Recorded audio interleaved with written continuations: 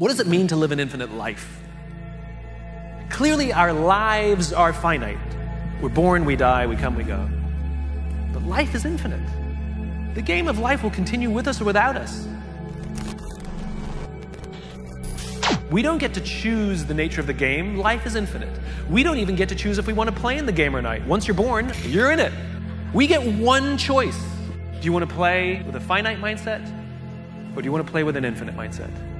To play with a finite mindset means waking up every day and say, I'm going to be the best, I'm going to be better than everybody else, I'm going to accumulate more power, more responsibility, more money, whatever it is, whatever your metric is, I'm going to get more than anybody else. Me. And when you die, you take none of it with you. Or we can choose to live our lives with an infinite mindset, which means I'm going to leave this world, this school, in better shape than I found it. It means I'm going to devote my life to see that those around me rise. We've all had teachers, and some of you are those teachers, where 20 or 30 years from now, I can go to one of your students and say, you're a remarkable human being, you've accomplished so much in your life. How did you become the person you are today? And they will tell me your name. We all remember the teacher who believed in us. We all remember the teacher who had our backs. We all remember the teacher who saw something in us that nobody else saw. And that's what it means to live with an infinite mindset. It means we devote ourselves to that mindset for everyone in our lives. That other teachers will say that about us. Other principals will say that about us. Other students will say that about us. Our friends will say that about us. I am who I am today because of you, and I will commit to live the same life that you taught me how to live. And you will literally live on beyond your own lifetime. When you're gone, others will carry your work for you. This is what it means to live an infinite life, and it is just a choice. I have 5 little rules that you can follow as you find your spark and bring your spark to life. The first is to go after the things that you want. Let me tell you a story. So a friend of mine and I, we went for a run in Central Park. The Roadrunners organization, on the weekends, they host races. And it's very common at the end of the race, they'll have a sponsor who will give away something, apples or bagels or something. And on this particular day, when we got to the end of the run, there were some free bagels. And they had picnic tables set up, and on one side was a group of volunteers. On the table were boxes of bagels, and on the other side was a long line of runners waiting to get their free bagel. So I said to my friend, let's get a bagel. And he looked at me and said, the line's too long. And I said, free bagel. And he said, I don't want to wait in line. And I was like, free bagel. And he says, nah, it's too long. And that's when I realized that there's 2 ways to see the world. Some people see the thing that they want, and some people see the thing that prevents them from getting the thing that they want. I could only see the bagels. He could only see the line.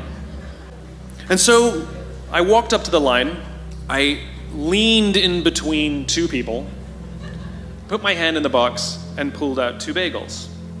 And no one got mad at me, because the rule is you can go after whatever you want. You just cannot deny anyone else to go after whatever they want.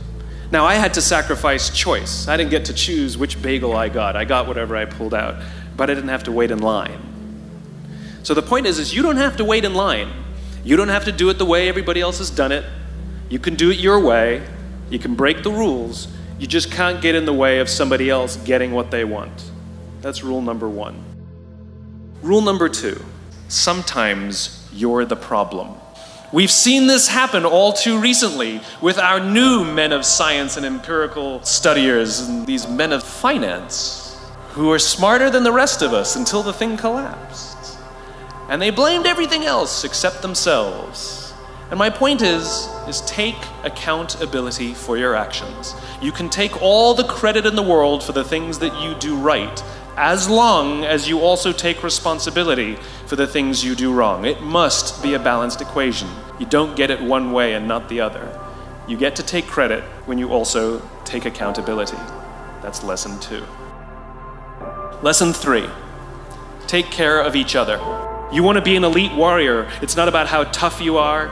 It's not about how smart you are. It's not about how fast you are. If you want to be an elite warrior, you better get really, really good at helping the person to the left of you and helping the person to the right of you. Because that's how people advance in the world. The world is too dangerous and the world is too difficult for you to think that you can do these things alone. If you find your spark, I commend you. Now, who are you going to ask for help, and when are you going to accept help when it's offered?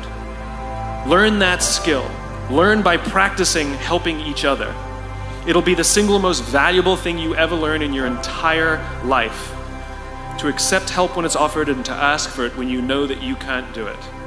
The amazing thing is, when you learn to ask for help, you'll discover that there are people all around you who've always wanted to help you. They just didn't think you needed it because you kept pretending that you had everything under control. And the minute you say, I don't know what I'm doing, I'm stuck, I'm scared, I don't think I can do this, you will find that lots of people who love you will rush in and take care of you. But that'll only happen if you learn to take care of them first. Lesson 4. Nelson Mandela is a particularly special case study in the leadership world because he is universally regarded as a great leader.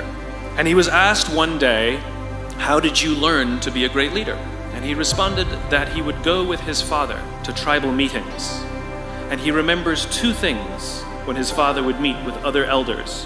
One, they would always sit in a circle. And two, his father was always the last to speak. You will be told your whole life that you need to learn to listen. I would say that you need to learn to be the last to speak.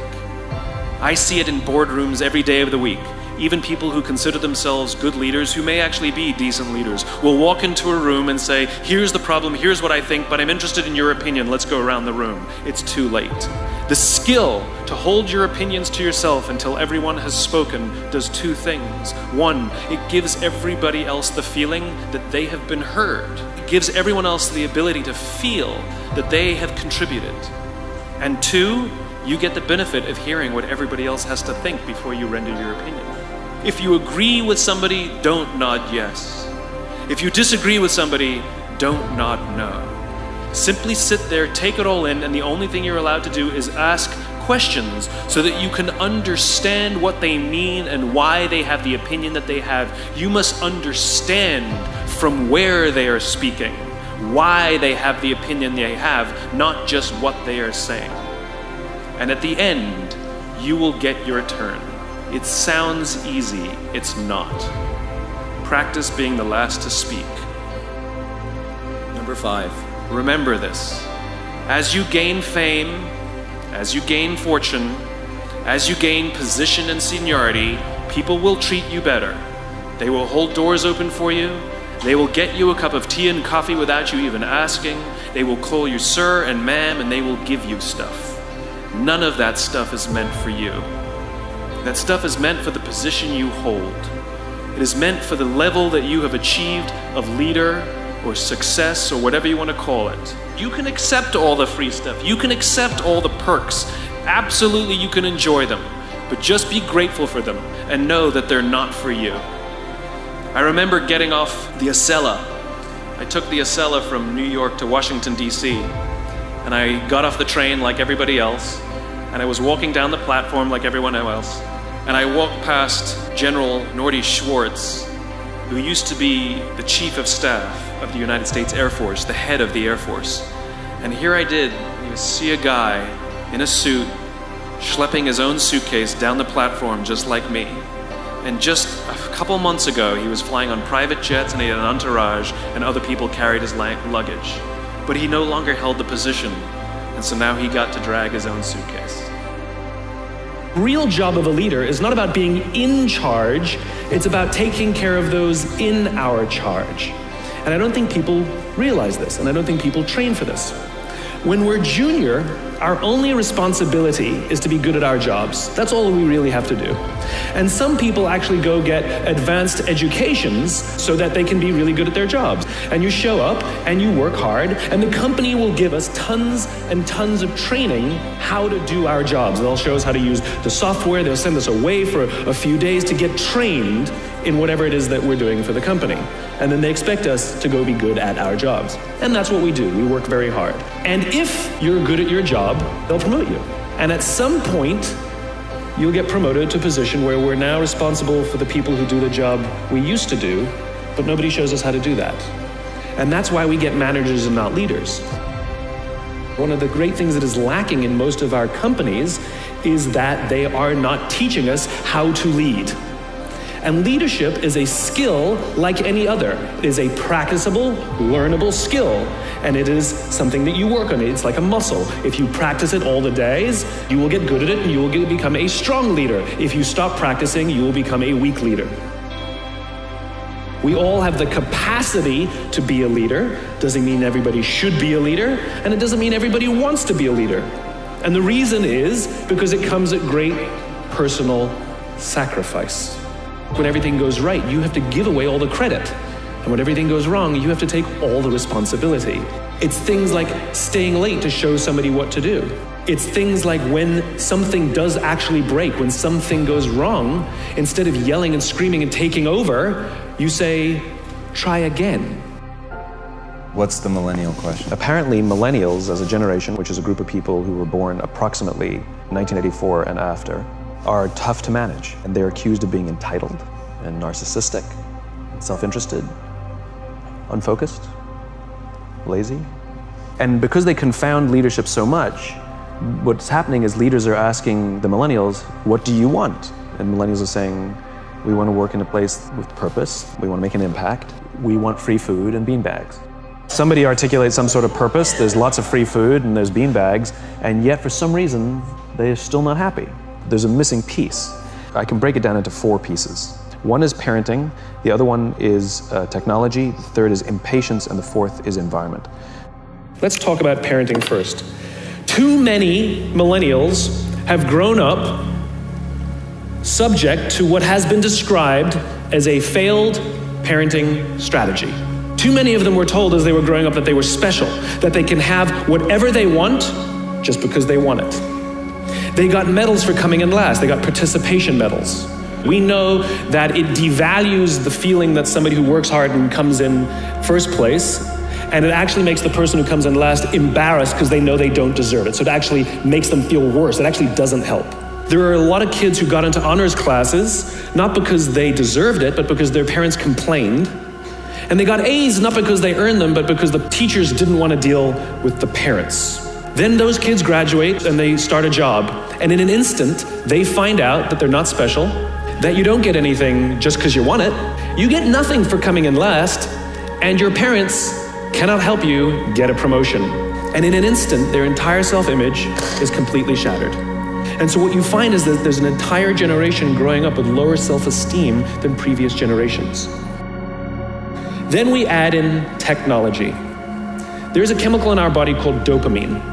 Dopamine is responsible for the feelings we get when we find something we're looking for or we accomplish something we set out to accomplish. You know that great feeling you get when you cross something off your to-do list, or when you win the game, when you hit the target? Other things that release dopamine include alcohol, nicotine, gambling, and it's the root of a lot of addiction. Now, we also know that dopamine is released with cell phones and social media. So that bing, buzz, flash, and beep that we get from our phones that feels so good, it releases dopamine. We like getting it. So now we have a young generation with basically unfettered access to social media and cell phones. We have age restrictions on alcohol, we have age restrictions on smoking, and we have age restrictions on gambling. We have no age restrictions on this other dopamine-producing device called social media or cell phones. And so what's happening is it's becoming hardwired, where our young generation isn't learning the coping skills and coping mechanisms to turn to another human being when they're struggling or stressed. They're turning to social media or their cell phones. You add in the next one, impatience. This generation is often accused of being entitled. They're not entitled, they're impatient. How did they grow up? They grew up in a world of instant gratification. You want to buy something, you go on Amazon, it shows up the next day. You want to watch a movie, you don't check movie times, you just log on and download it whenever you want to watch it. Stream it.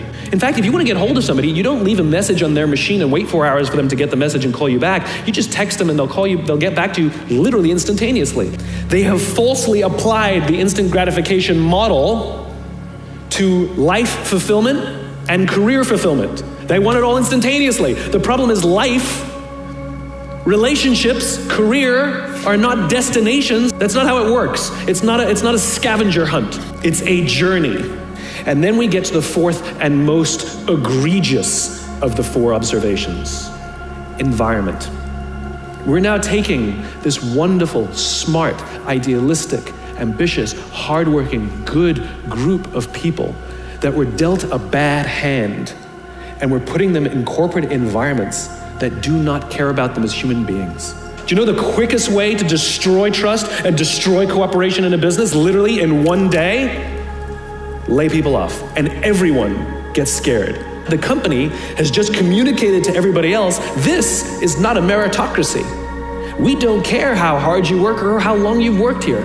If we miss our numbers and you happen to fall on the wrong side of the spreadsheet, I'm sorry, we cannot guarantee employment. In other words, we come to work every day afraid. And we're asking our youngest generation to work in environments where how would any of us ever stand up and admit, I made a mistake? All of these things no one would ever admit inside a company because it puts a target on your head in case there's another round. And so we keep it to ourselves. We've literally created cultures in which every single day everybody comes to work and lies, hides, and fakes. And we're asking our youngest generation to work and succeed and find themselves and build their confidence and overcome their addiction to technology and build strong relationships at work. We're asking them to do this, and these are the environments we've created. What are we doing? Point is we now, in industry, we now have a responsibility to make up the shortfall and to help this amazing, idealistic, fantastic generation build their confidence, learn patience, learn the social skills, find a better balance between life and technology. Because, quite frankly, it's the right thing to do. This is what empathy means. It means if there's an entire generation struggling, maybe it's not them. We're not asking these questions. We are not practicing empathy. We have to start by practicing empathy and relate to what they may be going through. And it will profoundly change the decisions we make. It will profoundly change the way we see the world.